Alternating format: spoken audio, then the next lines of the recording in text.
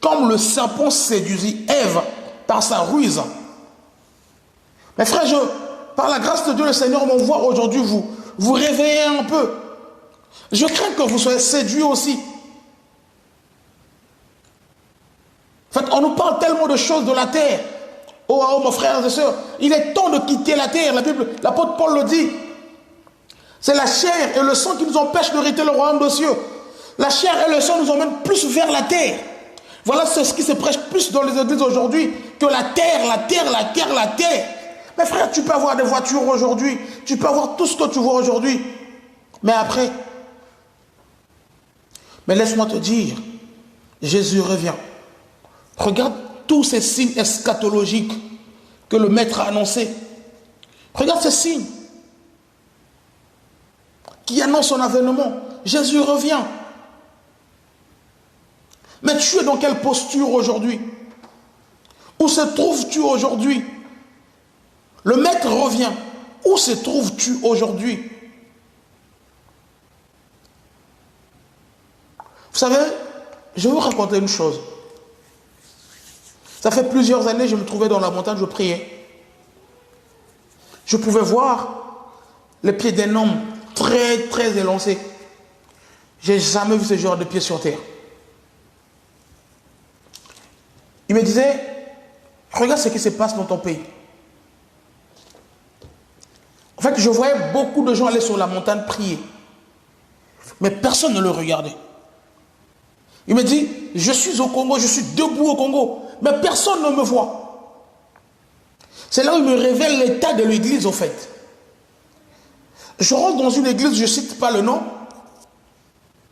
Je vois des statuettes, je vois l'homme de Dieu dans sa coutume, à fond dans sa tradition.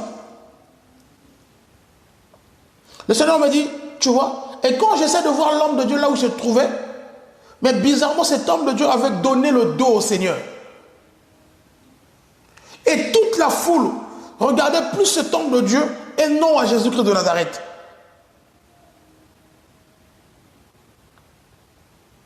Mes frères,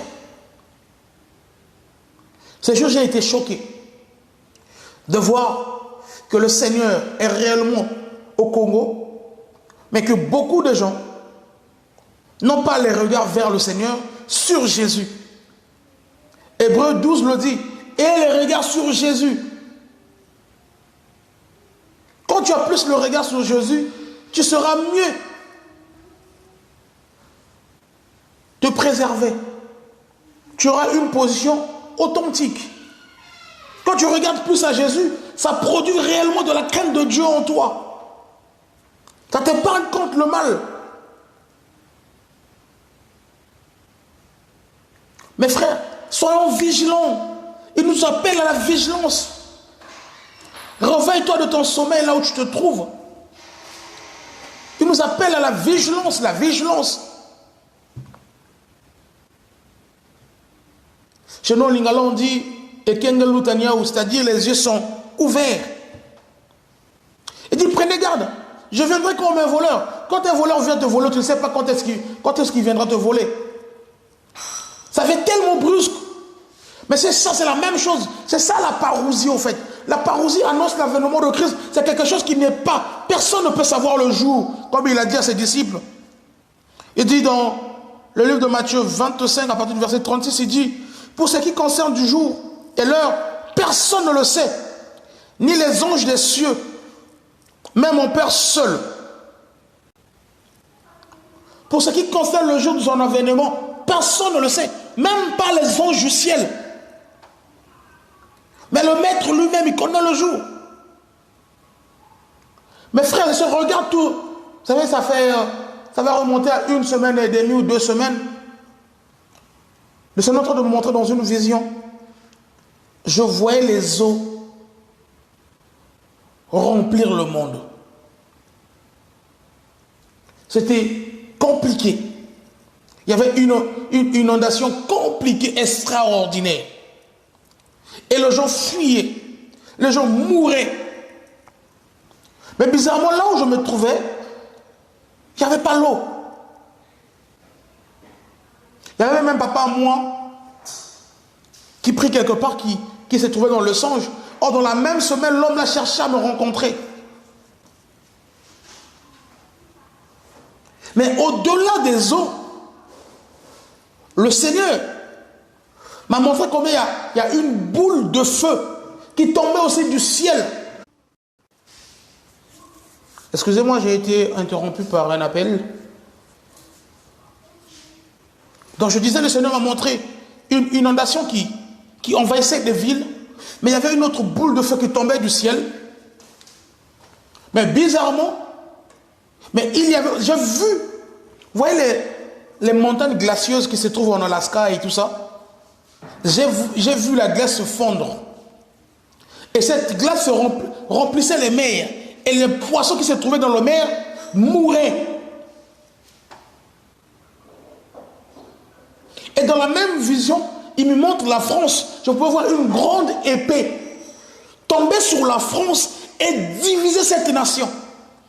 Je dis à tous les frères qui se trouvent en France et à toutes les sœurs, soyez très vigilants. Il y a un vent pas bien en France. Toutes les personnes, toutes les nations qui sont en train de vouloir épauler le monde de ténèbres, Dieu veut frapper toutes ces nations.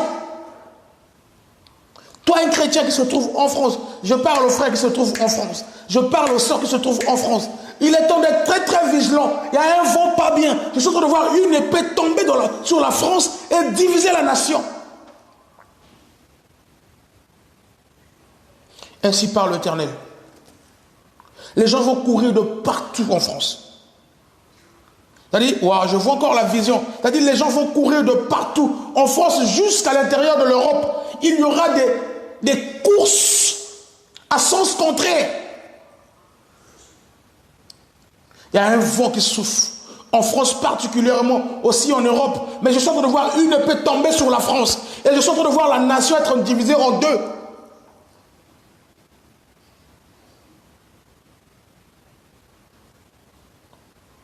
Toi qui se trouves en France, toi qui se trouves en France, faites très attention. Faites très attention. Il est temps de multiplier des moments de prière. Le temps est arrivé. Le temps est arrivé. Il dit, comme il en était au jour de Noé, il en sera de même de l'avènement du Fils de l'homme. Car dans le même jour avant le déluge, les gens mangeaient, buvaient, se mariaient et donnaient en mariage jusqu'au jour où Noé entra dans l'arche. Vous voyez la séduction, là où se trouve la séduction, c'est plus dans les effets, les gestes et dans la parole. Et la Bible dit au début, prenez garde que personne ne vous séduise. Or, la séduction se base au niveau de ces 4 dimensions. Il dit, avant le déluge, les hommes mangeaient. Vous allez voir aujourd'hui, nous avons une course interminable sur le manger. Les hommes buvaient. Vous voyez comment les gens sont tout le temps derrière la boisson. Et les boissons sont en train de changer de nom tous les jours. Et la Bible dit, et se marier. Et c'est même le message qui se trouve à l'église. C'est-à-dire le diable lui-même en personne, il est rentré à l'église pour annoncer un autre évangile que les disciples de Jésus n'ont pas prêché.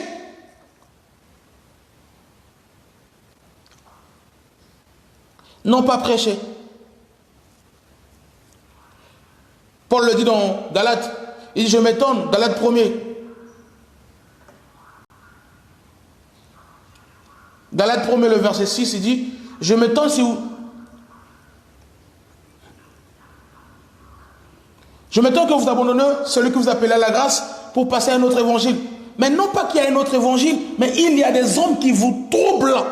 Mes frères et sœurs, ce sont des hommes qui nous troublent. Soyez vigilants. Soyez vigilants dans le même livre de Galates 2, 4, Paul le dit encore. Ce sont des faux frères qui sont rentrés au milieu de nous pour nous épier la liberté que nous avons en Jésus, pour nous ramener dans la servitude. Regarde comment tu es devenu l'esclave du mariage, l'esclave de la richesse, l'esclave de la bénédiction. Dieu ne te refuse pas toutes ces choses, mais toutes ces choses se trouvent dans la gloire de Dieu. Oula, réveille-toi frère, prends garde. Il dit, je crains que vous soyez séduits comme le serpent séduisit Ève par sa ruse.